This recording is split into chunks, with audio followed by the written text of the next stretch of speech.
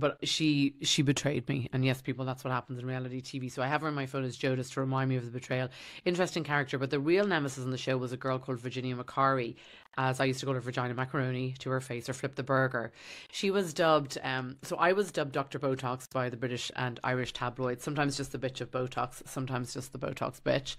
Like, whatever. Virginia McCary was dubbed like heiress to a Irish burger joint dynasty. What am I saying? What am I even saying? Like a dynasty heiress, maybe to an Irish IHOP or an Irish Denny's. I mean, please, like, they own like 2 corner fish and chip shops. Let's not lose the fucking one of ourselves. Very interesting character. She still looks amazing for someone her age. Like, I think she's 57, 58 now, and she just looks amazing. Also, in an earlier episode on TikToks as well, people were asking me about her. I hadn't caught up, so I just wanted to go on record and state a few things really from the bottom of my heart, which is, firstly, I didn't realise, I was reading a story from 2015, which is a Barry Egan story, and Barry Egan is a very reputable journalist in Ireland. Sunday Independent newspapers, again, a very reputable source if ever there was one. Anyway, I had been reading an article from 2015 in which the Norwegian had been saying that it was just a misunderstanding, and so I didn't think there was anything more to it. But luckily, TikTok viewers put up comments and messaged me saying, oh, no, there was a whole lot more to it. So before I go on record and clarify that, I'd just like to say that I didn't know that it had gone to the stage where police were arresting him and he was being deported back to Norway from Marbella in Spain. And obviously Marbella is a sunny place for shady people, so whatever. Also, just like to say as well, and again, I don't know the full story, my understanding is that Flip the Burger, as I like to call her affectionately, and I know she loves that because it's just more endearing than calling her Vagina Macaroni.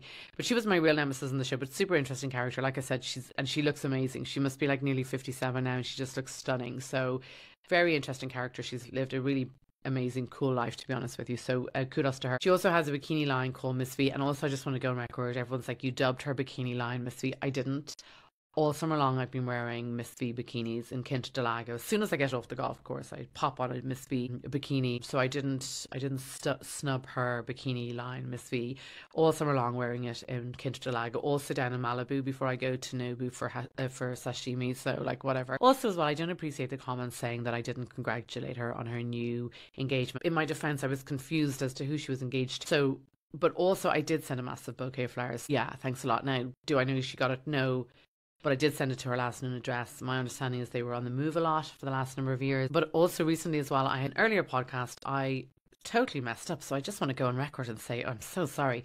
I had read the article where Barry Egan, again, a very reputable source, Irish news from the Irish Independent, I had stated that I thought it was all over and done with. And then luckily, would you believe it, a lot of my TikTok followers were so good as to send me links. So I don't really know what to say with this. But and again, I'm confused because I'm just catching up to this. So I think what's happened is he was deported Norway, and then I think he's maybe getting out soon, but Vagina Macaroni is now engaged to somebody else who's actually from a really good family, so I'm very happy for her. Virginia McCary, sorry. Like I said, I actually really like her. She was a great person to have on the show, and she's super glamorous. Like I said, she's like 57, 58, and she just looks stunning. She looks like better than me on a good day. So kudos to her, amazing. But I'm just reading this here and realizing that, oops, my bad. So it goes, this is the moment fugitive and ex-former Irish reality TV star Vagina Macaroni. Oh, sorry, the fugitive ex of the reality TV star. For a moment I thought it was herself that got arrested. Jesus Christ, I have to be careful about this. So this is the moment, and they have it on the Irish Mirror, that the fugitive ex of the former Irish reality TV star. Sorry, my bad. I thought it said ex-former reality TV star. I thought everyone was getting arrested. It says this is the moment that fugitive ex of former Irish reality TV star Virginia McCary is handed over to the police. So again, just to recap on this is my bad. I didn't do my research. So for the earlier episode of Diary of a Botox Bitch, so embarrassing. And like I said, my source was Barry Egan, so I took it to be verbatim because Barry Egan is an excellent journalist, and the Irish Independent, particularly the Sunday Indo, is just an excellent news source, never to be questioned. So, and again, it's not that it's to be questioned, it's just that someone, Botox bitch here, didn't do her research and wasn't up to date. And luckily, like I said, many TikTok followers sent me the links here, and I'm reading it now, and it says this is the former. So basically, here's the deal. I did an earlier episode of Diary of a Botox Bitch, and I explained that all was honky-dory from 2015, because that was my bad. I had read up and not really kept up to date with it. And also part of me just couldn't believe it. I just couldn't believe it, that all of this was going on. Hard to believe. So thank you to Susan in Ballinasloe and also Becky Galway for sending me these links. A shout out, and this is the moment that the fugitive ex of former reality TV star Vagina Macaroni is handed over to the police and put on a plane to face justice. And again, my bad. I read it as the moment fugitive ex Irish reality TV star. She didn't get arrested, so sorry about that. Again, I'm just a little bit sick of the fact that people are saying things to me like you didn't support her bikini line. Miss V is beautiful bikini lines. And Virginia, if you remember, it was Macari Brennan initially and great designer. And she's always had an eye for style. She's super stylish, like I said. Pressing on 57 or 58, and she's actually never looked better. So I'm just looking here at the link sent here. It's the Irish Mirror. This is the moment the fugitive ex of former, not the fugitive ex, not the ex former reality TV star, but her ex. Oh my God, actually, that makes me realise now. Are they broken up or what happens? Like when someone goes and is arrested, do they stay? Oh, anyway, I couldn't comment on that. But this is the moment that a fugitive ex of former Irish reality TV star Vagina Macari's ex is handed over to, I'm getting all muddled up now. She did not get arrested. Okay, is handed over to the police and put on a plane to face justice. Spanish cops held. I'm just reading this. Don't shoot the messages. Reading this. Spanish cops held convicted fraudster Thor Castal last month in the upmarket resort of Marbella. Let's not lose the run of ourselves. Marbella is a stunning place for shady people. Quinto de Lagos, far better. 48-year-old. Okay. Had been on the run for more than 2 years following his release on bail after his initial arrest in December 2015. Does anyone know, did Flip the Burger, was she on the run with him? It's just shocking stuff to me, to be honest with you. And then it says Norwegian authorities issued a European arrest warrant. A European arrest warrant after he was sentenced to 2 years and 8 months in prison. So if this was in 2019, now hang on a sec, he must be getting out soon, or he must be out. But she's got engaged to somebody else from a really good family, so this I approve of. And I'm glad she kind of parted ways. But it says here, yesterday Spanish police, and this is again from 2019, footage is online. Spanish police released footage of his handover to Norwegian cops ahead of his extradition. Imagine being extradited. Jesus Christ. I don't think there's any business class when you're extradited. I think you're in coach. I recently actually had to get a Spirit Airlines, so this is for my American audience. I recently had to get a Spirit Airlines flight back from the East Coast. Of course, there was a medical emergency on board, and a medical emergency is a huge inconvenience for everyone. I get it, especially medical professions actually, and especially me, because we take a Hippocratic oath, but also like medical emergencies mid-flight, not really my vibe. Flight attendant, they were asking, is there a doctor on board Spirit Airlines? Please, the doctors are all un-American or unrealistic.